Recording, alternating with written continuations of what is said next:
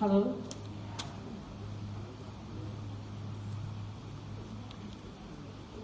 My love, my life. My love, my wife. Or my love, my hive. Unconditional love or love carried by the air on conditions, only blowing when the heat turns on, setting with the sun to rest and waking up to a new day. After all, true love never grows cold, they say. It just recuperates after a long day's work. A story of a young boy and girl in a seemingly blissful relationship. Something deeper than that of the sunken Titanic ship, or so they thought. It was love at first sight, a promise of forever ties. But then came the days with the fights and the night was never right. Inshira believed she had found true love, but Jason thought he could act it all out. She believed she could be his wife, but he wanted it all just for the hype.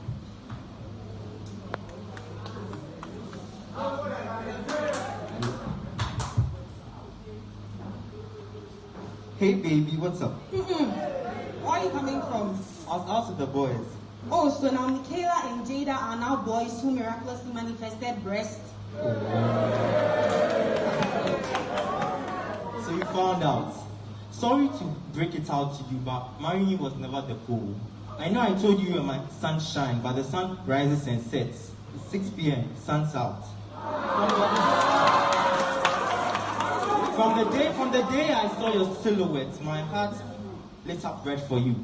But the red got stained black by the stunning ladies who captured me their tantalizing beauty and their rosy red juiciness. They blew me a socially distanced kiss, but it was enough to get me singing. I feel like I want to somersault. Jason, am I not good enough for you? I mean, look at me. Look at me. Like, I'm a speck. I am not your small girl. Can't you see? But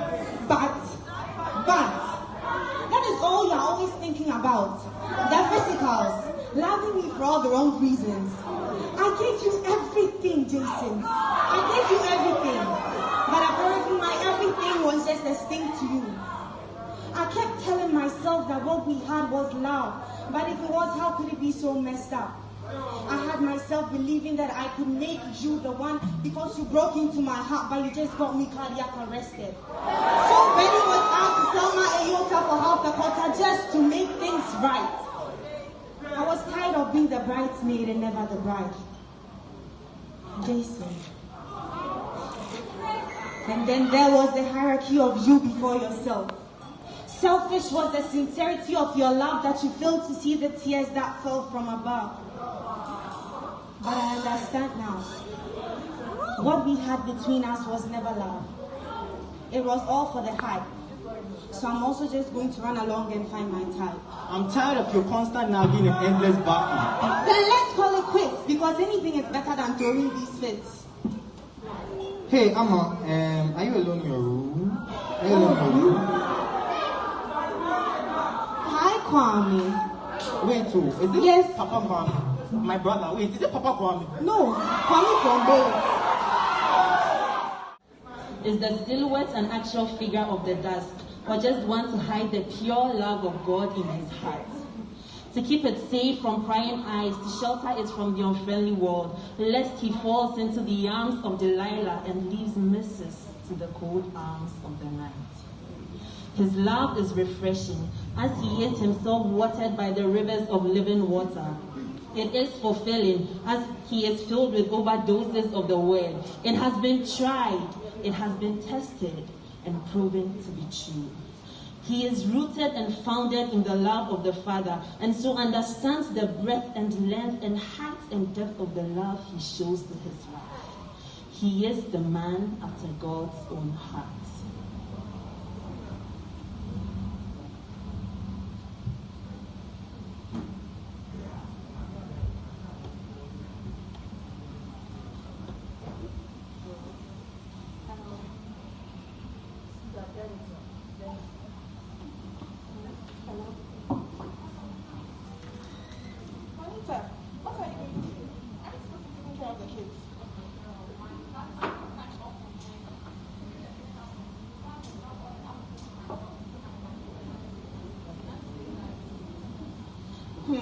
The other day, my husband made dinner for the entire family just because I told him I'll be a few minutes late from work.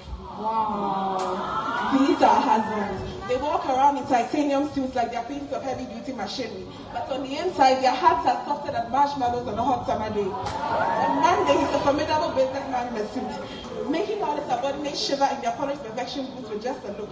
Then on Saturday, he's a hopeless romantic, making his wife breakfast in bed before the moon revealed its final kiss and make way for the sun to bathe us in this golden glory. But sometimes I sit back and wonder if my husband may have shared the womb with another, one whose face is an exact replica of his, making it difficult for even me to distinguish one from the other. The very essence of your existence makes it so hard to know. You know, when I sleep in his arms at night, the strength he exudes alone makes me know that indeed I am delivered from the snare of the fowler. I know that sometimes he can be a hopeless romantic. He plans candlelit dinners every weekend and all the sweet romantic getaways. But you know what? He doesn't miss the opportunity to lead the household. As the shepherd leads the sheep, he leads me as well as the kids. He embraces vulnerability like a warm hug on a cold December morning, letting his cares flow forth from his lips like water gushing out of a broken PVC pipe.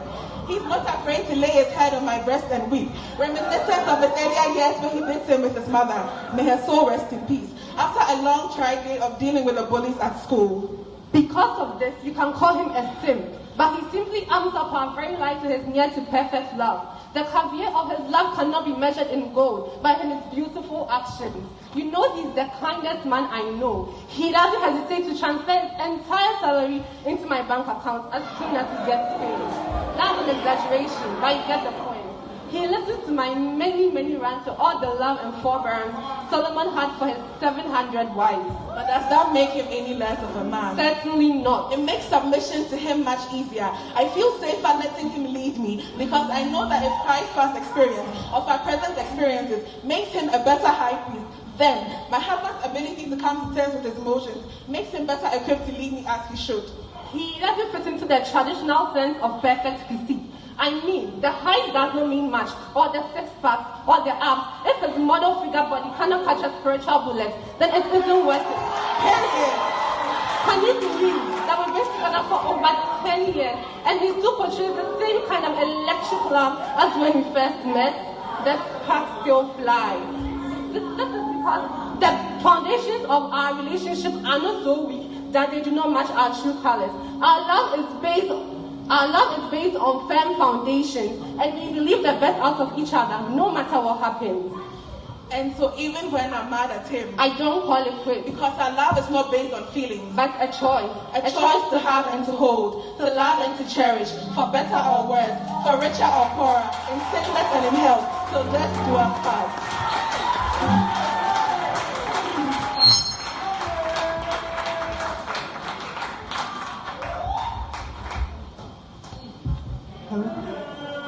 Ready? If I could speak all the languages of earth, of angels, but didn't love others, I would only be a noisy gong or a clanging cymbal. If I had the gift of prophecy, and if I understood all of God's secret plans, and possessed all knowledge, and if I had such faith that I could move mountains, but didn't love others, I would be nothing. If I gave everything I have to the poor, and even sacrificed my body, I could not boast about it. But if I didn't love others, I would have gained nothing. Love is patient and kind. Love does not envy or boast. It is not arrogant or rude. Love does not insist on its own way, for it is not self-seeking. It is not fretful. It does not rejoice about injustice, but rejoices whenever the truth wins out.